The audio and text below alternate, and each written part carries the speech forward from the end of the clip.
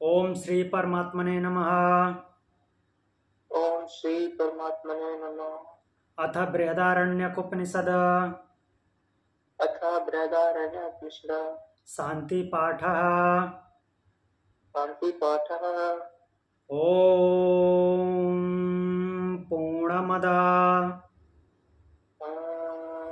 पूर्णमद पूर्णमिदं पूर्णमिदं पूर्णात् पूर्णमुदच्यते पूर्णात् पूर्णमुदच्यते पूर्णस्य पूर्णमादाय पूर्णस्य पूर्णमादाय पूर्णमेवावशिष्यते।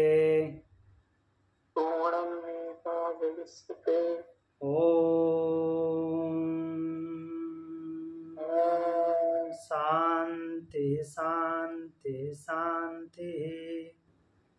शांति शांति शांति। तो हम चलते हैं मूल पाठ पे। बृहदारण्यक उपनिषद चतुर्थ अध्याय चतुर्थ ब्राह्मण में 21 नंबर तक हमने मंत्र देखा था, जिसमें याज्ञवल्क्य जी ने जनक जी को उपदेश देते हुए ब्रह्म की स्थिति अर्थात ब्राह्मी स्थिति का वर्णन किए हैं कि उस ब्रह्म के भाव से भावित हो जाना, उस ब्रह्म की स्थिति में पहुंच जाना क्या होता है, मीन्स उसमें क्या क्या होता है, कैसा अनुभव होता है, साधक कैसा बन जाता है, उसी का वर्णन किए हैं। अब हम आगे देखते हैं और उसके आगे क्या बोलते हैं। पिछले मंत्र में बोले थे तमेव धीरो विज्ञाय प्रज्ञां कुर्वीत ब्राह्मणा। धीर लोग उसे प्रज्ञा अर्थात बुद्धि से, स्थिर बुद्धि से जानते हैं, या ऐसे भी बोल सकते हैं कि धीर लोगों को स्थिर बुद्धि से उसको जानना चाहिए। नानुध्यायाद बहुशब्दान वाचो विज्ञापनम ही तदिति। बहुत सारे शब्दों से उसको नया नया रूप में ढूंढने की कोशिश नहीं करनी है। बहुत सारे शब्दों से उसे जानने की कोशिश करना, अलग अलग तरीके से उसका कि वो कुछ व्यक्त हो जाए, इस तरह से अलग अलग शब्दों से जानने की कोशिश करना वाणी का श्रम है और कुछ नहीं है। तो इस तरह से बोलते हुए अब आगे बढ़ते हैं। 22 नंबर श्लोक 22वीं कंडिका हम देखते हैं। स वा एष महानज आत्मा यो अयम आत्मा यो अयम विज्ञानमया विज्ञानमया प्राणेषु या प्राणेषु या एषो अंतर्हृदया एषो अंतर्हृदया आकाशस्तमिच्छेते आकाशस्य विच्छेते सर्वस्य वशे सर्वस्य वशे सर्वस्येशानः सर्वस्य शानः सर्वस्याधिपतिः सर्वस्याधिपतिः स न साधुना स न साधुना कर्मणा कर्मणा भूयान्नो भूयान्यो एवा साधुना एवा साधुना कनीयानेश कन्यानेश सर्वेश्वरेश सर्वेश्वरेश भूताधिपतिरेश भूताधिपतिरेश भूतपालयेश भूतपालेश सेतुर्विधरण एषाम् सेतुर्विधर्मेषाम् लोकानामासंभेदाय लोकानामसंभेदाय तमेतं अमेतं वेदानुवचनेन वेदानुवचनेन ब्राह्मणा ब्राह्मणा विविदिशन्ति विविदिशन्ति यज्ञेन दानेन यज्ञेन दानेन तपसा तपसा अनासकेन एतमेव अनाशकेन तमेव विदित्वा विदित्वा मुनिर्भवति मुनिर्भवति वदित्वा वदित्वा मुनिः भवति मुनिश्च भवति एतमेव एतमेव प्रव्राजिनो प्रवाजिनो लोकमिच्छन्तः लोकमिच्छन्तः प्रव्रजन्त्येतद्ध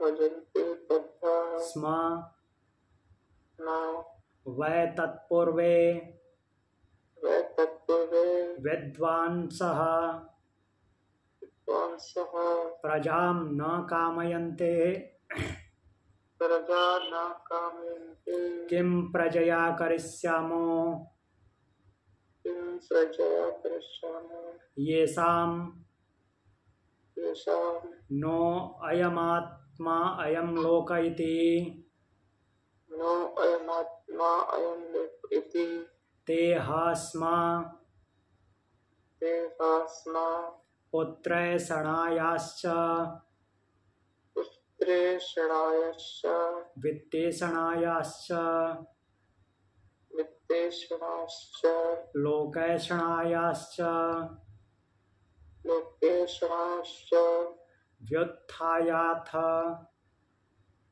उत्थाय च भिक्षाचर्यं चरन्ति इच्छाचर्यं चरन्ति या ह्येव पुत्रैषणासा या शिवपुत्रेषणाश वित्तैषणाया वित्तेषणाशाय वित्तैषणासा वित्तेषणाश लोकैषणोभे लोकेषणाश ह्येते एते एषणे एव भवतः एषण एव भवतः स एषणेति स एषणेति नेत्यात्मा अगृह्यो नित्यात्मा अग्रयो न हि गृह्यते असिर्यो न हि गृह अश्यते न हि सिर्यते असंगो न हि शक्यते असंगो न हि न हि सज्जते असितो उच्यते असितो न व्यथते न विद्यते न ऋष्यत्येतमु न ऋष्यते मो हैवैते हैवते न तरत इत्यतः न तरत इत्यतः पापम् पापम् अकरवमित्यतः अकरवमित्यन्तः कल्याणम् कल्याणम् अकरवमित्येभे अकरवमित्येभे ओ है वैसा ऊहेवेशा एते तरति नैनम् एते तरति नैनम् कृताकृते तपतः। कृताकृते तपतः। तो चलिए देखते हैं इस कंडिका में क्या बोल रहे हैं।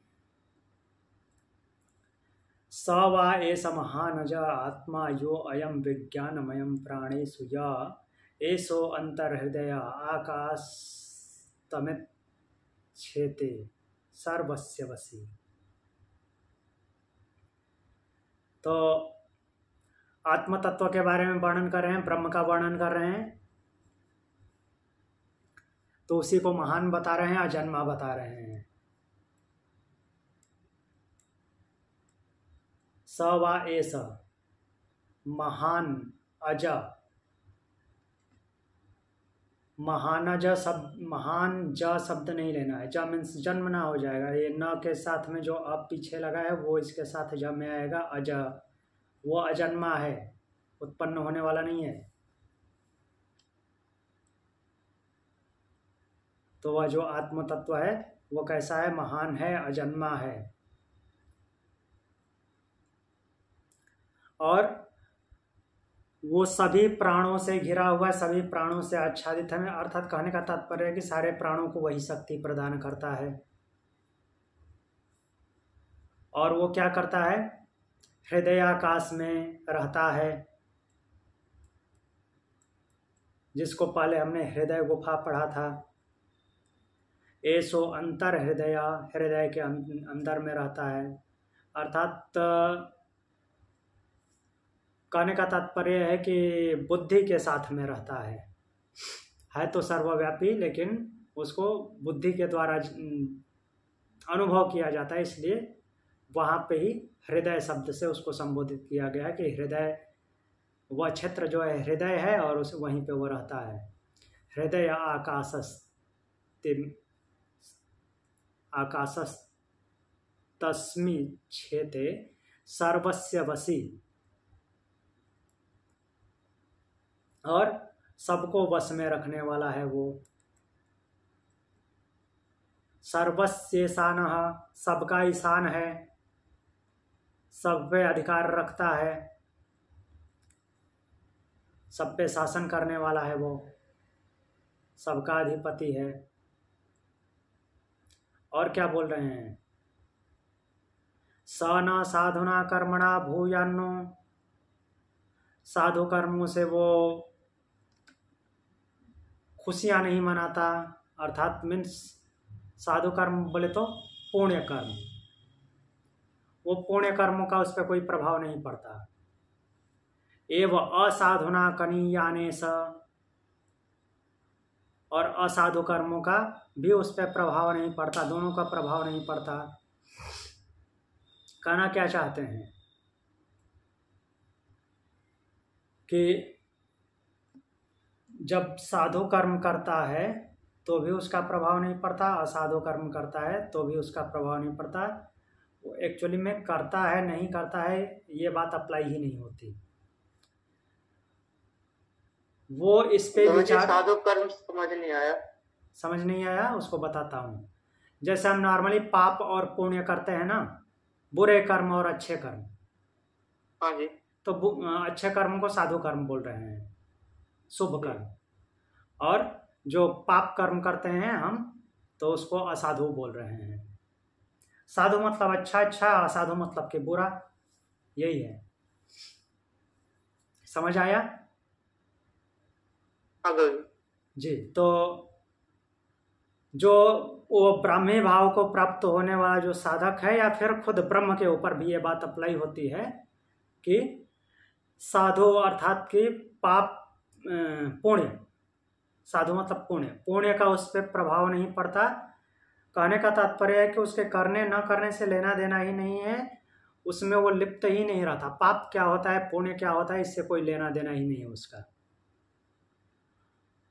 मैंने ये पाप कर दिया, अब मेरे को बहुत प्रायश्चित करना पड़ेगा, इसका दंड भोगना पड़ेगा, ये पुण्य हो गया, मेरे को अच्छा फल मिलेगा, इस प्रकार की कोई सोच नहीं होती उसकी। तो अगर वो ऐसा करने लगेगा तो फिर तो कर्मों में बंध जाएगा। तो इसलिए इन दोनों से उसका कोई लेना देना नहीं होता। ऐसा नहीं कि वो कर्म नहीं करता, कर्म करता है तो अब कर्म करता है तो उससे पाप भी होंगे पुण्य भी होंगे, ऐसा हो सकता है क्या?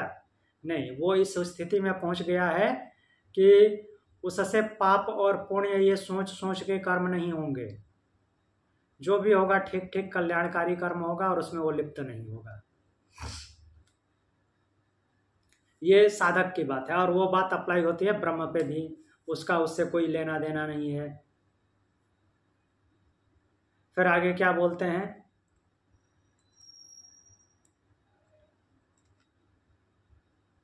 असाधुना कनीयाने स सर्वेश्वर, वह सबका ईश्वर है। ऐसा भूताधिपति रेस, सभी भूतों का अधिपति है।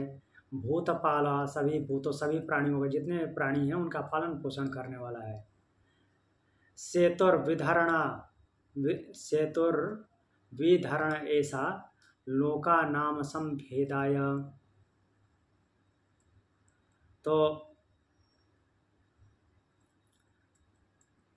फिर क्या बोल रहे हैं कि सभी को धारण करता है और सबके बीच में एक सेतु जैसा काम करता है। लोका नासम भेदाय, जिसमें कि लोक में अर्थात कि अलग अलग प्राणियों के बीच में भेद उत्पन्न न हो, एक सेतु की तरह कार्य करता है। अर्थात सबको समभाव से देखता है, वो ऊंच नीच की भावना से नहीं देखता प्राणियों को, उसके लिए सभी बराबर हैं। तो इस भाव से वो सभी को समभाव से देखने वाला एक सेतु है, पुल की तरह काम करता है, ब्रिज है, सब में समन्वय स्थापित करता है। तमेतम वेदानुवचनेन ब्राह्मणा विविदिशन्ति यज्ञेन दानेन तपसा अनासकेन तमेव विदित्वा। तब आगे क्या बोलते हैं कि वेदों में तमेव वेदानुवचनेन, वेद वचनों में अर्थात ज्ञान के वचनों में जिसके स्वरूप को दर्शाया गया है, दिखाया गया है, उस आत्म तत्व को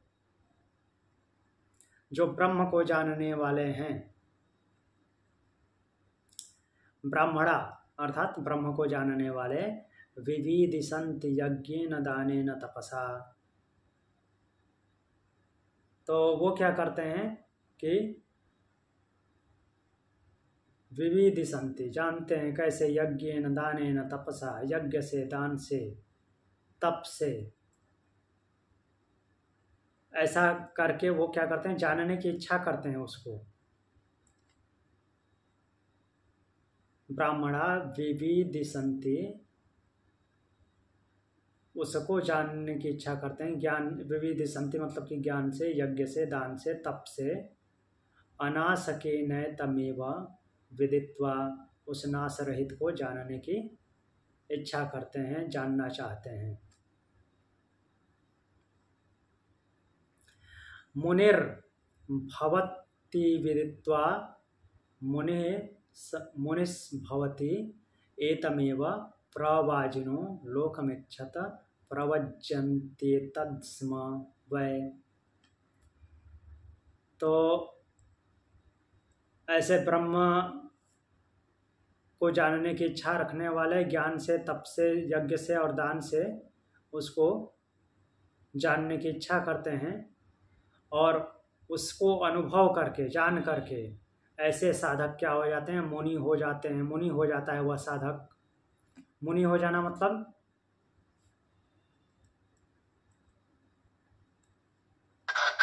ज्ञान वाला, जानने वाला नहीं, मुनि का मतलब होता है मनन करने वाला, मनन करने वाला हो जाता है, चिंतन करने वाला, मनन करने वाला।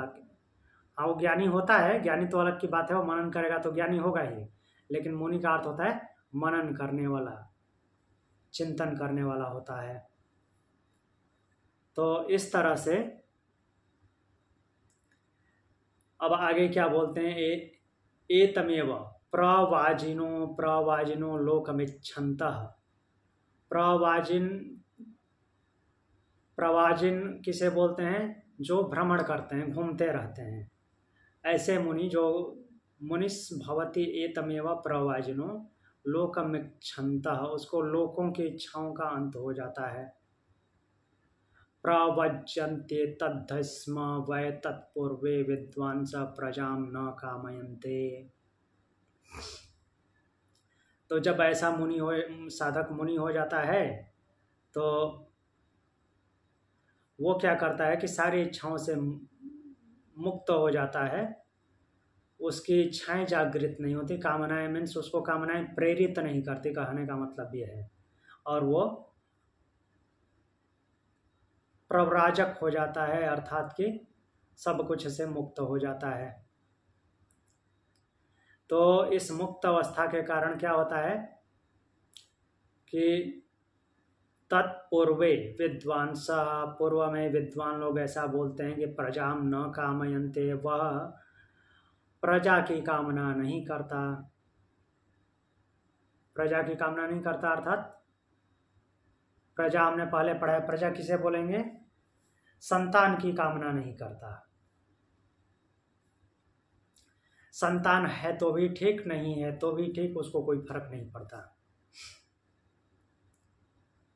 तो उसकी ऐसी कामना नहीं जागती कि कोई संतान होनी चाहिए जो मेरी सहायता करे या कुछ ऐसा सहयोग करे, इस भाव से वो नहीं जीता।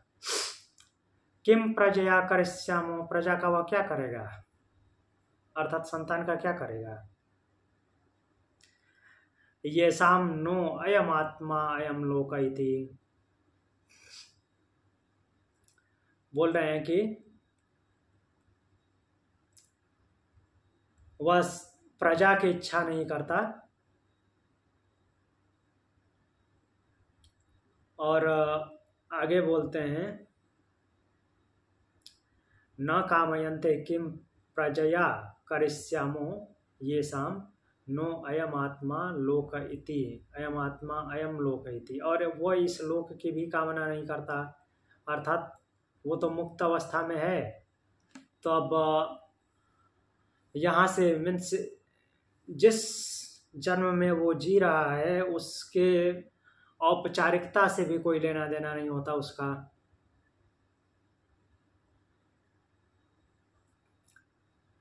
तो उसके लिए क्या होता है कि वो जो आत्म स्वरूप है, जब आत्म तत्व को वो समझ लेता है तो उसके लिए वही अभिष्ट होता है, उसी में वो संतुष्ट रहता है, उसको किसी चीज की जरूरत नहीं होती। आगे बोलते हैं ते स्म पुत्रेण पुत्रेण पुत्रैषणायाश्च, ते स्म पुत्रैषणायाश्च वित्तैषणायाश्च लोकैषणायाश्च व्युत्थायाथ भिक्षाचर्यं चरन्ति। तो ये 3 प्रकार की ऐषणाएं हमने पहले भी देखी हैं। कौन कौन सी ऐषणाएं होती हैं? पुत्रैषणा, वित्तैषणा, लोकैषणा, जो बांधने वाली होती है, यही बांध के रखती है। पुत्रैषणा अर्थात संतान की इच्छा। ऐसा नहीं कि किसी को संतान से विरक्ति है कि संतान नहीं होनी चाहिए, ये भाव वाला है, ऐसा नहीं बोला गया, नेगेटिव वे में नहीं बोला गया है। मीन्स पुत्र या कोई संतान हो ही, ये दिमाग में घूमते नहीं रहेगा उसके, इससे मुक्त हो। तो जब ऐसा दिमाग में घूमता रहता है, बहुत सारे लोगों के दिमाग में रहता है, जैसे आप लोगों ने देखा होगा, किसी का एक बच्चा है, वो लड़का है, तो बहुत सारे लोग ऐसे होते हैं उनकी एक पुत्री भी हो जाए, फिर एक पुत्री है तो उनकी इच्छा होता है कि पुत्र भी हो जाए। तो ये है पुत्रैषणा, जो कामना बनी रहती है। वित्तैषणा, बहुत सारी धन संपदा हो, ये सभी बांधने का कारण है। धन संपदा है या नहीं है, काम चल रहा है, ठीक है बहुत सारा है भी, तो भी उसमें लिप्त नहीं है कि इतना हो गया है, अब इसको कैसे कैलकुलेट करूं, कौन सी मार्केटिंग यूज करूं कि ये 2 गुना 3 गुना और बढ़ जाए। तो इस तरह की इच्छाओं में लिप्त नहीं होता। ठीक है, सामान्य रूप से चल रहा है, बढ़ रहा है, तो भी ठीक है, जबरदस्ती नहीं लगा हुआ है। लोकैषणा अर्थात सुख सुविधाओं की इच्छा, इस जीवन में जिस जीवन में है उसमें और भी सुख मिले, जितना मिला है उससे और भी सुख मिले, इसके ही जुगाड़ में लगा रहता है, तो वो लोकैषणा हुआ। व्युत्थायाथ, इससे ऊपर उठ करके, साधक की बात हो रही है, पुत्रेषणा, वित्तेषणा और लोकैषणा से ऊपर उठ करके भिक्षाचर्यम चरन्ति, भिक्षाचर्या करता है, भिक्षाचर्या का आचरण करता है वो, अर्थात भिक्षा ग्रहण करके खाता है, इसका लौकिक रूप ऐसा नहीं लेना है कि वो भिखारी बन जाता है। भिक्षाचर्यम चरंती मतलब कि जितना है उतने में संतुष्ट रहता है, वो होते हुए भी उन सबकी इच्छा नहीं रखता है, तो भी ठीक, नहीं है तो भी ठीक। या हे सपुत्रेषणा सा वित्तेषणा या वित्तेषणा सा लोकेषणो भे हेतो असीर्यो न हि सिर्यते असंगो न हि संजायते असितो न व्यथयते न रिष्यते तमो हैवेते। तो इसको आगे देखते हैं। तो बोलते हैं कि जो संतान की इच्छा है और धन की इच्छा है और लोगों की इच्छा है कि मेरा इससे श्रेष्ठ जन्म हो जाए, इस तरह की जो इच्छा है, ये सब इच्छाओं में काउंट होती है। मीन्स संतान, पुत्रेषणा, वित्तेषणा और लोकेषणा, ये सारी इच्छाएं हैं। और यह जो आत्म तत्व है, आत्म तत्व को कैसे बताया गया है? नेति नेति न इति न इति, न ये है न ये है न ये है। मीन्स इन तीनों तरह के इच्छाओं में से वो कोई किसी में भी नहीं आता, इन सब से मुक्त है। स एष नेति नेति अयम आत्मा अगृह्ये न ही गृह्यते। देखिए, अयम आत्मा जो है ये कई जगह पे आया है। इस उपनिषद में भी आया है, मांडुक्य उपनिषद में भी आया है, जो कि महावाक्य है। अयम आत्मा ब्रह्म जो है वो महावाक्य है। तो ये अयम आत्मा शब्द कई जगह आता है आत्म तत्व के लिए। तो उसको कहा कैसा बताया गया? नेति नेति ना इति ना इति, कुछ भी बोल लीजिए, ना ऐसा है ना ऐसा है, इस तरह से उसको बताया गया है। और क्या बोल रहे हैं कि अगृह्यो न ही गृह्यते, असिर्यो न ही सिर्यते, असंगो न ही सज्जते, असीतो न व्यथते। तो क्या है? अगृह्य है, उसको ग्रहण नहीं किया जा सकता, पकड़ा नहीं जा सकता, पकड़ने में नहीं आता वो। असिर्य, उसका नाश नहीं होता, अविनाशी है, जैसा है वो स्थायी है। असंगा, संग से रहित है, वह किसी में लिप्त नहीं होता, वह किसी से बधा नहीं है, आसक्त नहीं होता। और जब आसक्त नहीं होता, बधा नहीं होता, असंग है, इसलिए वो व्यथित भी नहीं होता, दुखी भी नहीं होता। और वो कैसा है? अक्षय है, उसका क्षय नहीं होता, क्षरण नहीं होता। तो इस तरह से उसकी विशेषताएं बताई हैं। न रिष्यत्येतमो हैवेत न तरत इत्यत पापमकर वमित्यत कल्याणम अकरम वामित्युभे उ हैवेश एते तरति नैनम कृता कृते तपत।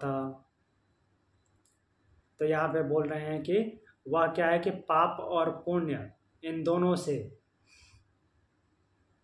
पाप करने से जो शोक उत्पन्न होता है कि मैं पाप कर दिया, इसका प्रायश्चित करना पड़ेगा, इसका दंड भोगना पड़ेगा। पुण्य हो गया तो खुशी मनाता है, अच्छी बात है, मेरे को अच्छे भोग मिलेंगे। तो इन सब से वो मुक्त है, इन दोनों से उसका कोई लेना देना नहीं है, ये अप्लाई ही नहीं होते उस पर। जो आत्मज्ञानी है, आत्म तत्व को समझने वाला है, तो मैंने पाप कर दिया, मैंने पुण्य कर दिया, इन दोनों अवस्थाओं से वो ऊपर उठा हुआ है, इस भाव में नहीं जीता। तो उसके कर्मफल भी नहीं बनते अगर इस भाव में नहीं होता, तो उसका किया हुआ कर्म नित्य कर्म की तरह होता है। नित्य कर्म की तरह कुछ सीधे सीधे समझने के लिए इजी एग्जाम्पल क्या है? जब हम सुबह उठ करके फ्रेश होते हैं, बाथरूम जाते हैं, ब्रश करते हैं, नहाते हैं, ये सब क्या है? नित्य कर्म है। तो उसके सारे कर्म ऐसे ही हो जाते हैं।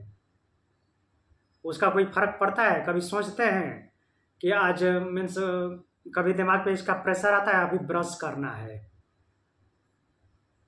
अभी नहाना है? ऐसा हाँ, जो लोग नहीं नहाते उनका कभी कभी नहाने का प्रेशर आता है। ठंड के दिनों में बहुत सारे लोग नहीं नहाते, बट कहने का भाव ये है कि जो हम डेली करते हैं उसका कभी दिमाग पे लोड ही नहीं आता, सोचना नहीं पड़ता। वैसे ही उसके सारे कर्म ऐसे नित्य कर्म हो जाते हैं।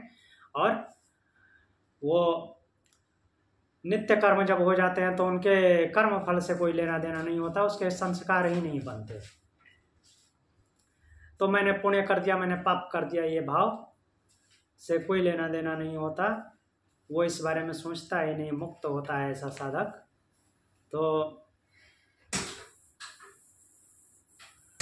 जब ऐसा होता है तो ये सब कर्म उसको ताप नहीं देते, तपाते नहीं हैं, इन सब से वो मुक्त होता है।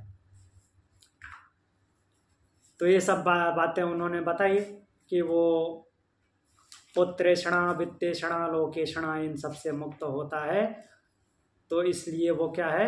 अग्राह्य है, असीर्य है, अर्थात उसको ग्रहण नहीं किया जा सकता, पकड़ा नहीं जा सकता, उसका नाश नहीं होता।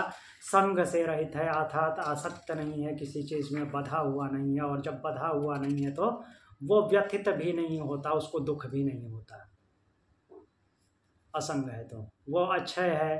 फिर पाप और पुण्य संबंधी शोक और हर्ष से रहित है, उसको ना तो शोक होता है ना हर्ष होता है, क्योंकि इनसे उसका कोई लेना देना नहीं है। अब नहीं लेना देना है तो उसके कार्य कैसे हो जाते हैं? नित्य कर्म हो जाते हैं, और नित्य कर्म के कोई संस्कार नहीं बनते।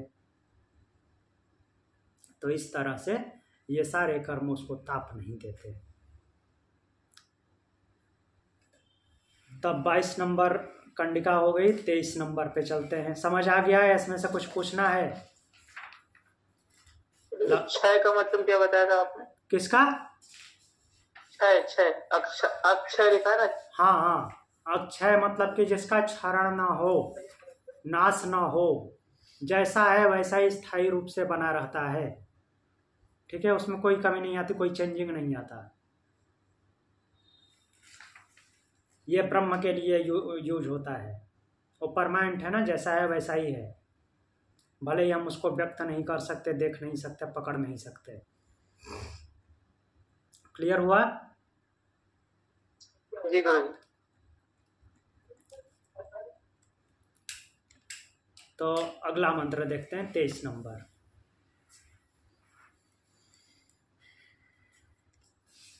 तरति सर्वं पाप्मानं, सर्वं पाप्मानं, तरति नैनं पाप्मा, तपति सर्वं पाप्मानं तपति, तपति सर्वं पाप्मानं तपति, विपापो वीरजो वीरजो अविचिकित्सो ब्राह्मणो भवति। ब्राह्मणो भवति। एष ब्रह्मलोकः सम्राट् इति होवाच याज्ञवल्क्यः।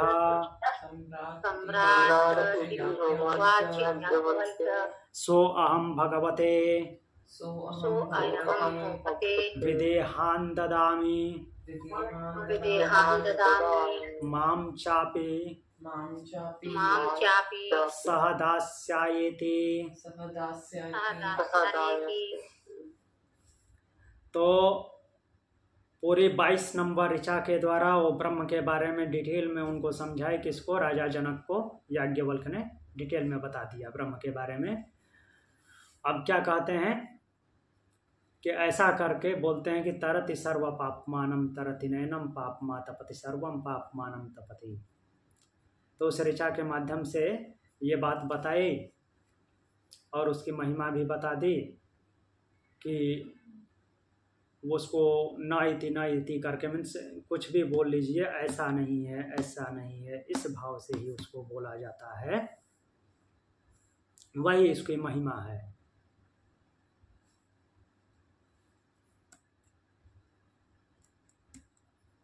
एक मिनट। तो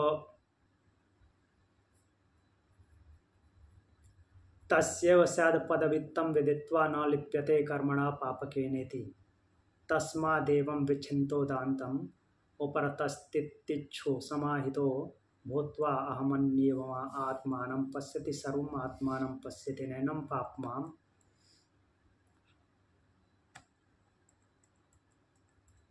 तरति सर्वं पाप्मानं तरति। तो इस तरह से वो बोल रहे हैं कि उसकी जो महिमा है वो कैसी है, न तो शुभ कर्मों से बढ़ती है और न ही पाप कर्मों से घटती है। वो शुभ कर्म अर्थात पुण्य कर्म, पुण्य कर्म से बढ़ती भी नहीं, पाप कर्म से घटती भी नहीं। तो पुण्य और पाप यहाँ पे बोलने का क्या मतलब है, क्योंकि उस पहले हमने इसके पिछली कंडिका में देखे थे कि पुण्य और पाप से उसका कोई लेना देना ही नहीं है।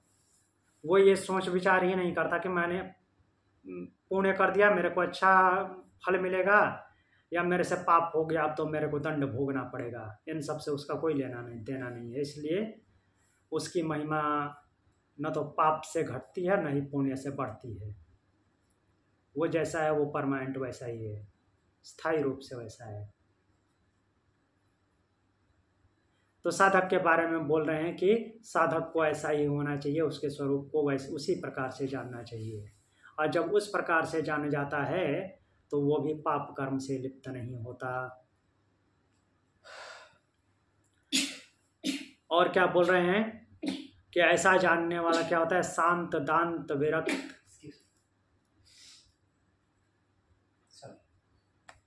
तो यहाँ पे देखिए, तस्मादेवं विच्छान्तो, उस देव को इस प्रकार से जानने वाला, दान्तम उपस्थितिच्छो समाहितो भूत्वा आत्मानम् एव आत्मानं पश्यति। तो वो शांत और दांत होकर के विरक्त हो जाता है। शांत मतलब कि जिसको हम समन दमन बोलते हैं उसी को शांत दांत लिखा है। समन करने वाला मतलब कि जिसको दबाया वो किया जा सकता है, मीन्स एकदम से अपने आप में कंट्रोल कर दिया जाता है, शांत कर दिया जाता है। सुप्त अवस्था में जो जागृत है, उद्वेलित कर रहा है, उसको शांत कर दिया जाता है, उसको समन बोलते हैं। और दमन किसको बोलते हैं, जिसको वश में कर लिया जाए उसको दमन बोलते हैं। वश में करने की क्रिया को दमन बोलते हैं। आज वाला हमारे दिमाग में जो दमन घुसा है वो गलत तरीके से घुस गया है, उसको दमन नहीं समझना है। दमन का मतलब कि जबरदस्ती कुचल देना ऐसा नहीं है, बस में करना अर्थात संयम कर लेना, वो है दमन। दांत विरक्त शांतशील, इस तरह से शब्द लिखे हैं। और वो क्या हो जाता है, एकाग्र होकर के आत्मा से आत्मा को देखता है, अर्थात अपने आप से अपने आप को देखने लगता है, अर्थात अपने आप का अनुभव कर लेता है, आत्म तत्व का अनुभव कर लेता है। भूता आत्मैव आत्मानं पश्यति, सर्वम आत्मानं पश्यति, सब कुछ आत्म तत्व ही हो जाता है उसके लिए। नैनम पापमा तरति सर्वम पापमानं तरति नैनम पापमा तपति। तो इस तरह से बोल रहे हैं कि वो अपने आप से अपने आप को देखता है और संपूर्ण अपने आप से वो संपूर्ण को, अर्थात जो भी पाप पुण्य से रिलेशन था उन सबको पार कर जाता है। और तो नैनम पापमा तपति, उसको फिर अब पाप तपाते नहीं। सर्वम पापमानं तरति, सभी पापों से वो तर जाता है, कोई भी पाप उस पर अप्लाई नहीं होता।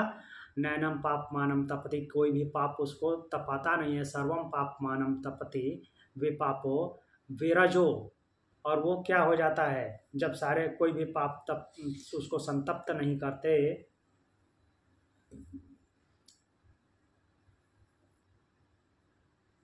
तो फिर क्या हो जाता है कि वो पाप रहित तो होकर के विरज हो जाता है, अर्थात रज से मुक्त, रजोगुण से मुक्त हो जाता है, कोई कामना नहीं बनती उसकी।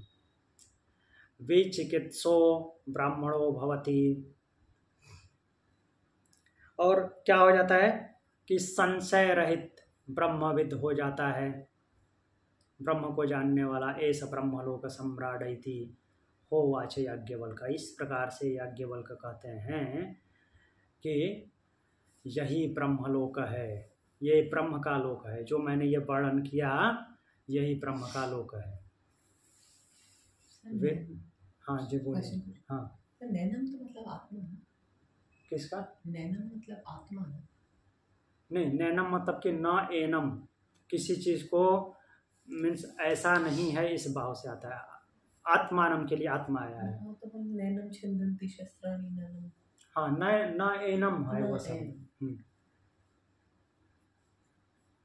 न एनम छिन्दन्ति शस्त्राणि, न इसको, उस आत्म तत्व के लिए आया है कि इसको, हाँ न इसको ना इसको कुछ भेज सकता। हाँ इसको कोई कुछ भी नहीं भेज सकता। नैनम छिन्दन्ति शस्त्राणि, शस्त्र इसको नहीं भेज सकते इस आत्मा को, इस भाव से आया है। आत्मानम में आत्मा होता है। तो इस तरह से वो क्या हो जाता है कि पाप रहित निष्काम होकर के, और विचिकित्सा जो है, अविचिकित्सा, विचिकित्सा बोले तो संशय होना, विचिकित्सा मतलब कि छानबीन करना। संशय है तभी तो छानबीन करेंगे इसमें क्या गलती है, क्या सही है।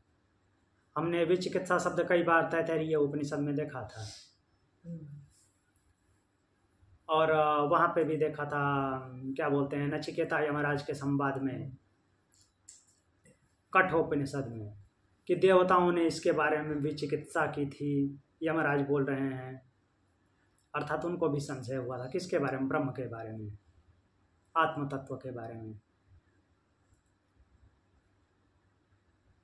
तो वही बोल रहे हैं कि संशय से मुक्त हो जाता है, ब्रह्मणो भवति, और ब्रह्म को जानने वाला होता है, अर्थात ब्रह्म की अनुभूति करने वाला होता है। ऐसा ब्रह्मलोक सम्राट, हे सम्राट यही ब्रह्म का लोक है। इति होवाच याज्ञवल्क्य, ऐसा याज्ञवल्क्य ने कहा, अर्थात याज्ञवल्क्य जी ऐसा कहते हैं। सो अहम भगवतो, और फिर क्या बोलते हैं, एस ब्रह्मलोक सम्राट इति होवाच याज्ञवल्क्य, हाँ यही ब्रह्म का लोक है। और ऐसा बोल करके मैंने आपको सब कुछ बता दिया, अर्थात इस भाव से होकर के आप ब्रह्मलोक पहुँच जाएंगे। सो अहम भगवते विदेहान ददामी। तो अब जनक जी बोलते हैं, इसलिए मैं, हे भगवान, मैं, भगवान बोल रहे हैं उनको, याज्ञवल्क्य को, कि हे भगवान मैं विदेहान ददामी माम च अपि सह दास्यायेति। तो बोले कि हे भगवान मैं आपको अपने सहित विदेह राज्य देता हूँ, अपने सहित विदेह राज्य देता हूँ। इसका मतलब क्या है कि वो उनको अपनी जगह पे राजा बना रहे हैं? नहीं, अपने सहित विदेह साम्राज्य को उनकी सेवा में समर्पित करते हैं। बोल रहे हैं कि हे भगवान मैं विदेह राज्य समेत अपने आप को आपकी सेवा में समर्पित करता हूँ। ठीक है, किसी को कुछ पूछना है? आगे मंत्र देखते हैं। कुछ पूछना है तो पूछिए, नहीं तो अगला मंत्र देखते हैं।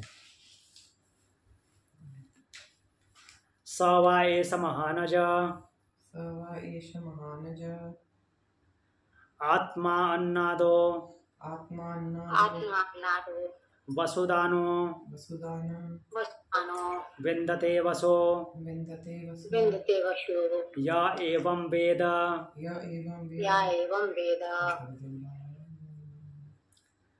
ठीक है, देखिए तो ये जो वेद शब्द आया, वेद मतलब कि जानना। स वा एष महानज, तो स वा एष ये सारे शब्द आए हैं उसके लिए, किसके लिए? आत्म तत्व ब्रह्म के लिए। आत्मा यहाँ पे आया भी है, आत्मा अन्नादो, तो बोल रहे हैं कि वो कैसा है? महान है, अजन्मा है। ठीक, आत्मा, वह जो आत्म तत्व है वो महान है, अजन्मा है। अन्नादो, अन्नादो मतलब कि अन्न का भक्षण करने वाला है। तो क्या अनाज खाता है? तो अन्नादव से लेना ये इस बात से है कि वो सब कुछ को ग्रहण करता है, ऐसा नहीं कि कुछ नहीं ग्रहण करता, सब कुछ को ग्रहण करने वाला है। किसके माध्यम से? प्रकृति के माध्यम से। प्रकृति के माध्यम से सब कुछ ग्रहण करता है। वसुदानो विंदते वसु, और अन्नादो वसु दानो, और वैसा ही जैसा ग्रहण करता है, जिसके माध्यम से जो ग्रहण करता है उसका परिणाम भी उसको देने वाला है। तो उसी को लिखा है कि कर्म फल देने वाला है। या एवं वेद, जो उसको ऐसा जानता है, तो वो बस इसका भाव, इसका एक्चुअल में अर्थ इतना ही निकल रहा है कि जो उसको ऐसा जानता है। तो जो उसको ऐसा जानता है उसको प्राप्त हो जाता है। वैसे ही कि कैसा जानता है? वह महान है, अजन्मा है, वह आत्म तत्व। अन्नादो मीन्स अन्न ग्रहण करता है, अर्थात प्रकृति के माध्यम से सब कुछ ग्रहण करता है, और जिसके माध्यम से जैसा ग्रहण करता है उसको वैसा ही परिणाम देता है। ठीक है। और जो इसको ऐसा जान लेता है वो उसको वैसे ही प्राप्त हो जाता है। आगे बढ़ते हैं।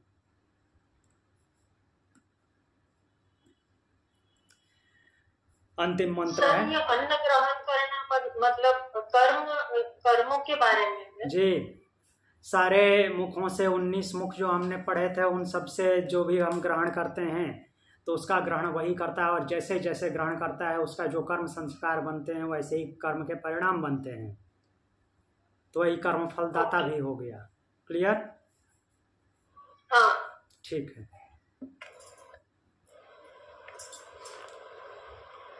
फिर अगला मंत्र है स वा एष महानज महानज आत्मा आत्मा अजरो अजरो अमरो अमरो अमृतो अमृतो अभयो अभयो ब्रह्मा भयं वै ब्रह्मा भयं वै ब्रह्मा भयं हि वै ब्रह्मा भयं हि वै ब्रह्म भवति ब्रह्म भवति य एवं वेद। या एवं वेद। तो फिर वैसे ही शुरुआत हुई है स वा एष महानज।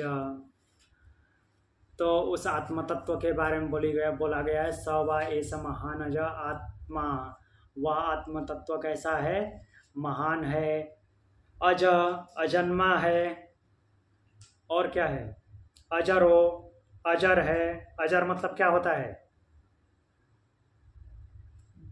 जल्दी से बताइए। ओल्ड नहीं होता। बहुत बार पढ़ चुके हैं, कम से कम सैकड़ों बार। ये केवल इसमें लिखा हुआ नहीं है, ऐसे सामान्य जीवन में भी होता है अजर। ऐसे जो कुछ नहीं जानता वो भी बोलता है अजर अमर। ऐसे आरतियों में भी आता है। उस अजर का मतलब जानना चाहिए क्या होता है, ऐसे ही बोलते रहते हैं। तो अजर मतलब कि जो बूढ़ा नहीं होता, वृद्धावस्था नहीं आती। अमरो, मृत्यु से रहित है, अमृतत्व है, अर्थात कि मृत्यु उसको छूती नहीं है। अभयो, भय से रहित है, वहां उसके पास कोई भय नहीं है, भय से मुक्त है। ब्रह्मा भयम, वही क्या है? अभय ब्रह्म है, मीन्स भय रहित ब्रह्म। वै ब्रह्म अभयम ही वै ब्रह्म भवति या एवं वेद। जो उसको ऐसा जानता है वह भी अभय ब्रह्म हो जाता है, उस ब्रह्म में समाहित हो जाता है। जो उस आत्म तत्व को अजन्मा, अजर, अमर,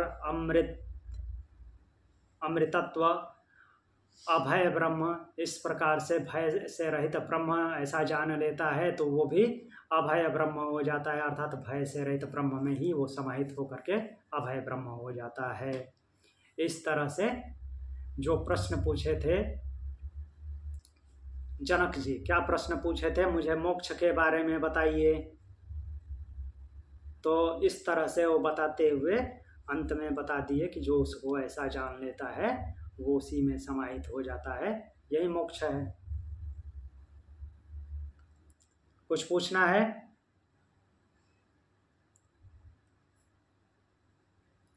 किसी को कुछ नहीं पूछना? तो इस तरह से यहाँ पे चतुर्थ ब्राह्मण पूर्ण होता है।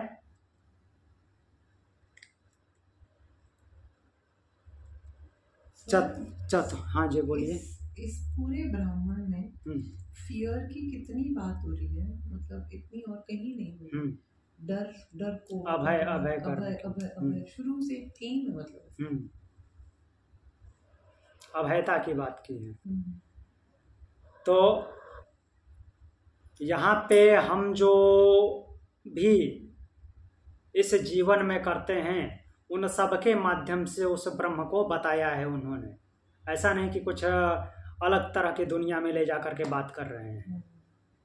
याज्ञवल्क्य जी यहाँ पे रहते हुए जो कुछ हम करते हैं उनको ही माध्यम बना करके सारे इंद्रियों को, सारे तत्वों को, अपने कर्म, यहाँ तक कि कर्मों को माध्यम बना करके सब कुछ बताए हैं उस ब्रह्म के बारे में।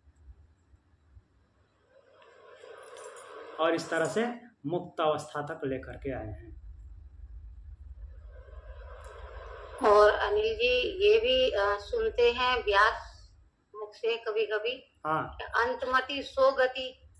हाँ, तो हम सारी जिंदगी, सारे समय हमने अच्छे कर्म किए और मरते वक्त में कुछ क्लेश आ गया, कुछ मोह माया जाग गई किसी परिवार जन में, संबंधी में, हाँ, तो फिर गति कैसी होगी? हाँ, उसी की गति होगी जैसी आपकी मोह माया जगी। यम यम वापिस, यम यम वापिस स्मरण भावम। हाँ बोलिए।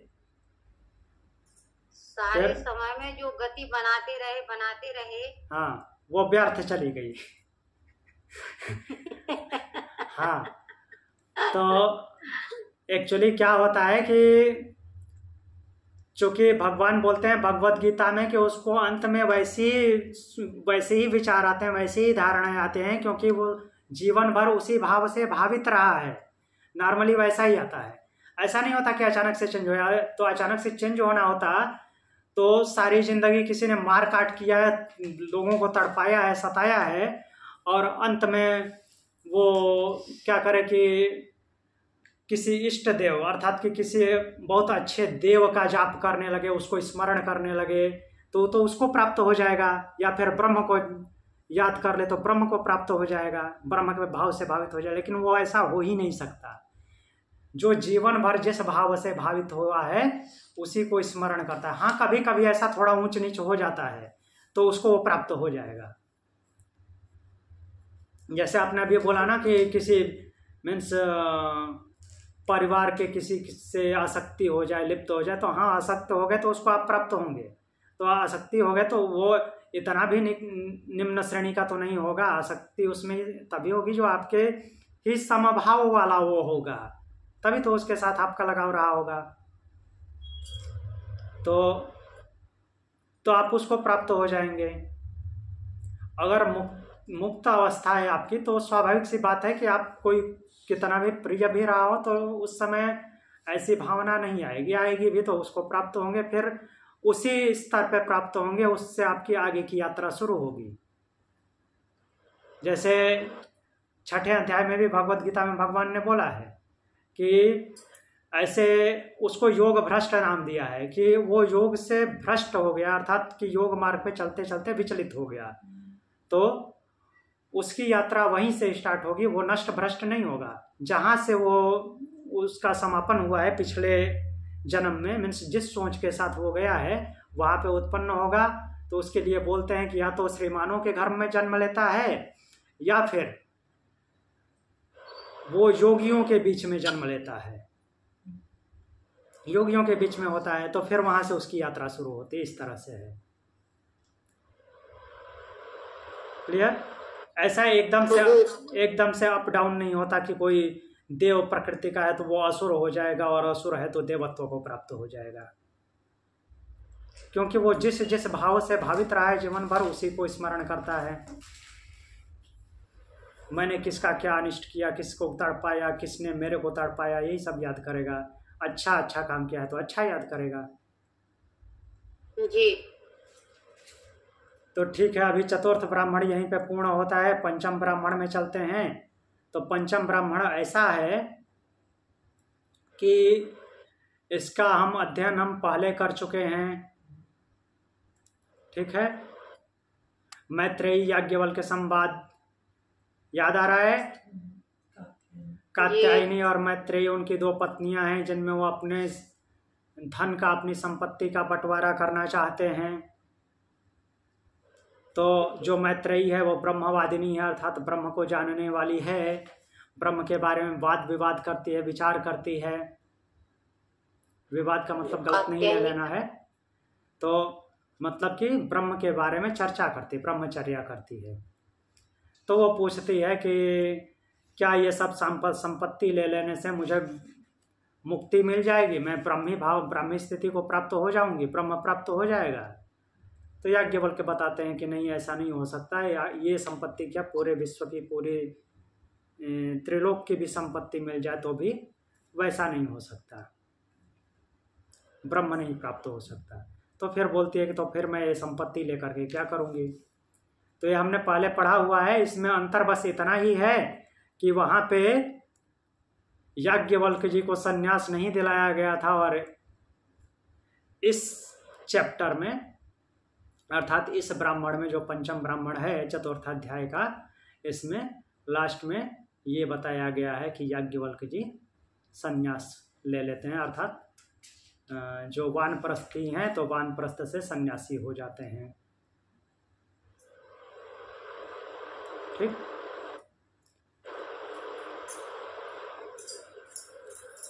तो इसके साथ ही देखिए यहाँ पे लास्ट वाला मंत्र जो 15 नंबर मंत्र है, क्या बोल रहा है कि विज्ञातारमरेकेन विजानयद्युक्ता अनुशासनाति मैत्रेयतावदरे खल्वमृतत्वमिति हो वक्त्वा याज्ञवल्क्यो विजहार।